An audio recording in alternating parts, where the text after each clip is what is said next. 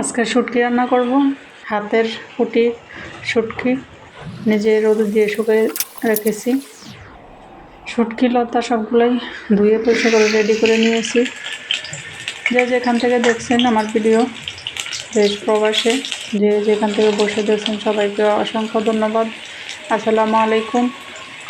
লতা রান্না করার জন্য পেঁয়াজ দিয়ে দিয়েছি তেলের সাথে। হালকা বাদামি হয়ে আসলে দিয়ে দিব এক চামচ রসুন বাটা, 1 চামচ পেঁয়াজ বাটা। এই মশলাগুলো একটু তেলের উপর নেড়ে চেড়ে নেব। এখন দিয়ে দিব কাঁচামরিচ বাটা। ফ্রিজে রাখা ছিল, এই কারণে বরফ গলে যাবে। এখন আস্তে আস্তে একটু সুন্দরভাবে গলে গিয়েছে। কাঁচামরিচ বাটা যে কোনো তরকারির সাথে দিলে স্বাদ, গন্ধ সব কিছুই ভালো আসে। দিয়ে দিলাম লাল মরিচের গুঁড়া 1 চামচ, হলুদের গুঁড়া 1/2 চামচ, ধনিয়ার গুঁড়া 1/2 চামচ, জিরা গুঁড়া 1/2 চামচ দিয়ে এখন শুটকিগুলো দিয়ে এই যে ভালোভাবে কষিয়ে নিব। নেড়ে চেড়ে একটু ভেজে নিলাম।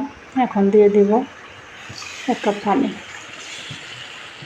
পানির সাথে ভালোভাবে শুটকিগুলো কষিয়ে নিব।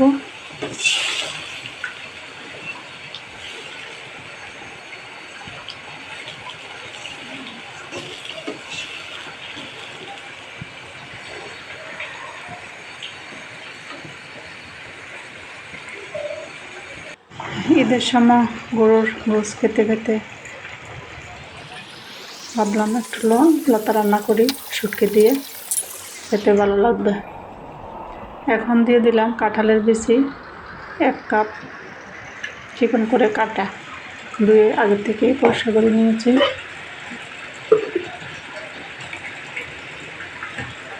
দেখে 2 মিনিট রান্না করব। কাঁঠালের বিচিটা একটু সিদ্ধ হতে সময় লাগে, এই কারণে। হয়ে গেছে আমার কাঁঠালের বিচি শুটকি কষানো, এবং আগে দিয়ে একটু সিদ্ধ ভালোভাবে যাতে সিদ্ধ হয়, এই কারণে কাঁঠালের বিচিটা আগে দিয়ে দিয়েছি। এখন দিয়ে দিলাম সিদ্ধ করা লতা। গরম পানিতে ভালোভাবে সিদ্ধ করে লতাটা পানি ফেলে দিয়েছি। পানি থেকে অনেক ময়লা বের হয় সিদ্ধ করলে। লতাগুলো দিয়ে এভাবে মশলার সাথে উল্টে পাল্টে ভালোভাবে ঢাকনা দিয়ে রাখবো, চুলা মিডিয়াম লোতে রেখে।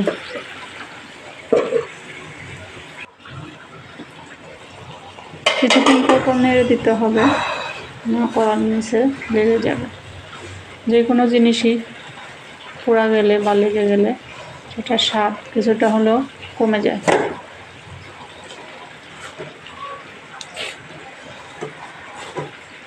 নেড়ে ছেড়ে দিব যাতে করে সুন্দরভাবে হয়, না পোড়ার নিচে লেগে না যায়।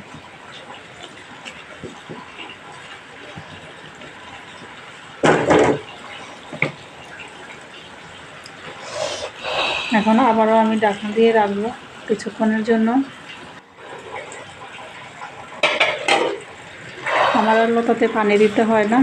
কষানো যে শুটকি এবং কাঁঠালের বিচি কষানোর জন্য 1 কাপ পানি দিয়েছি, ওই পানিতেই আমার লতাগুলা সুন্দরভাবে হয়ে যাবে।